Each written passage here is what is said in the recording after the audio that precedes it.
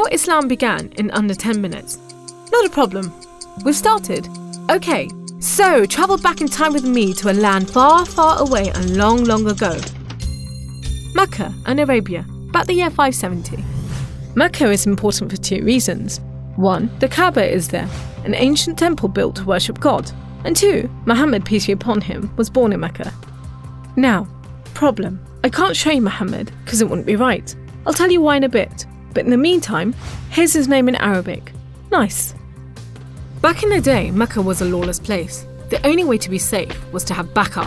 Lots of rich big brothers who'd beat up anyone who got in your way. So the place was ruled by the most powerful families who could do pretty much what they wanted. And religion didn't help. By this time, the Kaaba had been filled to overflowing with 360 idols that did nothing to help anyone. So it was a tough place to grow up if, like Muhammad, you were a poor orphan and believed in just one God you couldn't see, like the Jews and the Christians. He called him Allah, the God, in Arabic there. Muhammad's dad died before he was even born, and his mum died when he was just 6. So he was brought up by his grandfather, Abdul Muttalib, and then, when he died too, by his uncle, Abu Talib, who had the respect of the city's ruling families, so Muhammad was safe for the time being.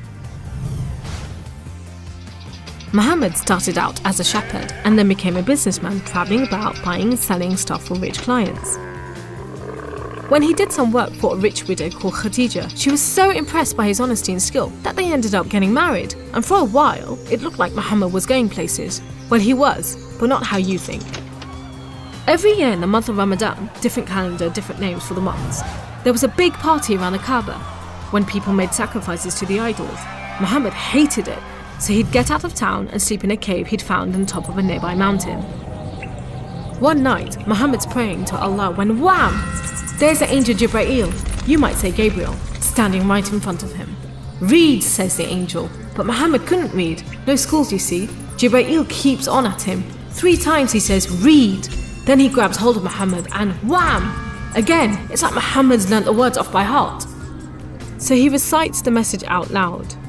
Read in the name of your Lord, who created man from a drop of blood. Read, for your Lord is most generous. He who taught by the pen, taught man what he did not know. It was a message from Allah. God was speaking to him just like he'd spoken to the prophets in the Jewish and Christian holy books, which meant he was a prophet too.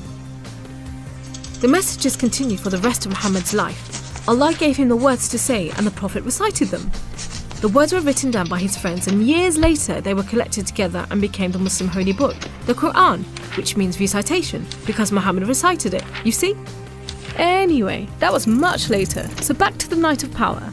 Muhammad tells his family, then his friends, and eventually everyone about Allah, that he's the one and only God, that he wants everyone to be treated fairly, and long story short, it didn't go down well with the ruling families of Mecca, who liked things just the way they were, thank you very much.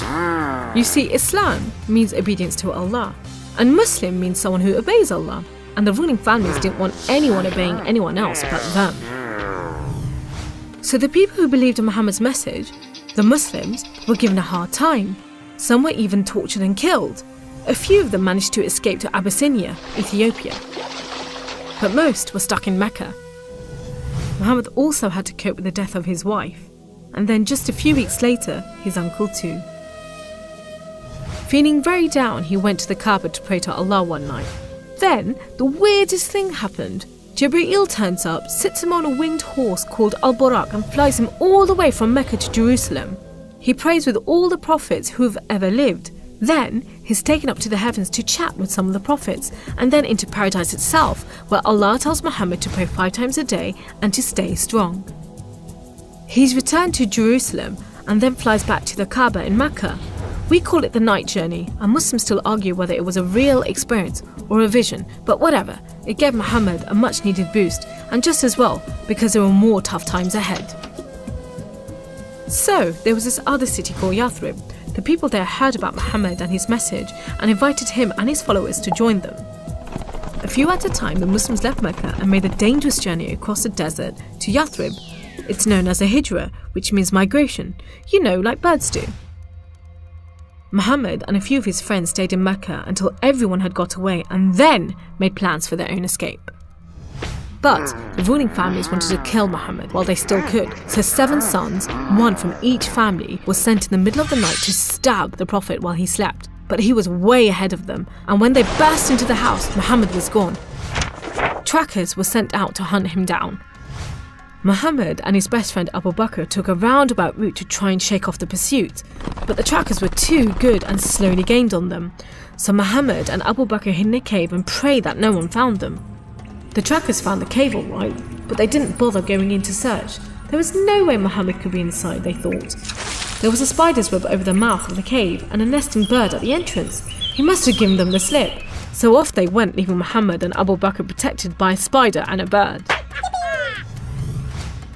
Muhammad made it safely to Yathrib, which was renamed Medina al-Nabi, the city of the Prophet, but most people just call it Medina.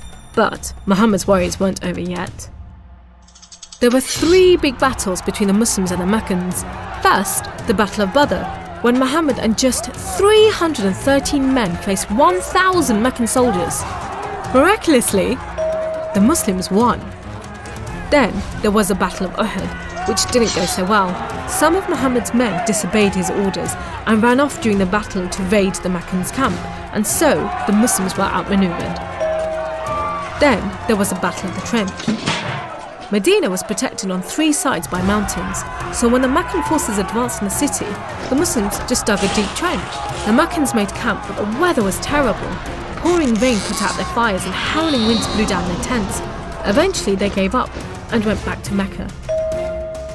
It was all a bit embarrassing.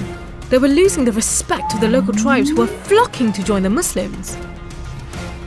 So a peace treaty was signed at Hudaybiyah, but it wasn't long before the Meccans broke it. Muhammad decided that enough was enough. By now he had over 10,000 men, so he led them across the desert to Mecca. The ruling families realised they'd made a huge mistake, but it was too late. All they could do was surrender and hope that the Muslim army killed them quickly. But Muhammad said there should be no more fighting. He rode into Mecca and went straight to the Kaaba. He circled it 7 times anti-clockwise and smashed all the idols, rededicating the Kaaba to Allah. And that's why I'm not going to show you Muhammad.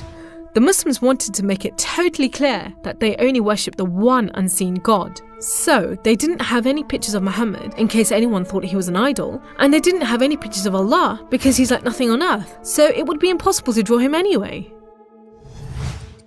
So there you go, how Islam began in under 10 minutes. How did I do?